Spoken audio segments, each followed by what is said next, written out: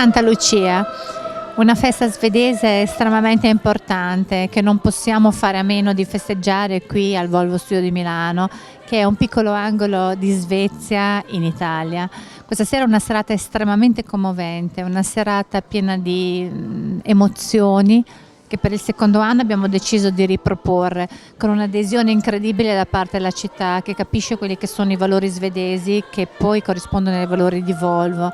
Quindi questa semplicità dell'anima, questa purezza, questo desiderio di dire qualche cosa che sia realmente sentito, che provenga dal cuore.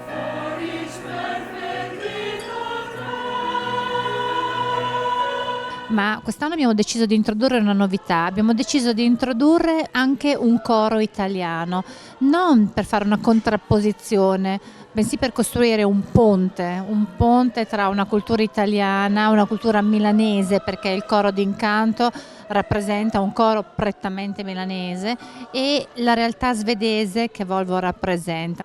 È una serata emozionante che ci rende tutti orgogliosi di essere qua.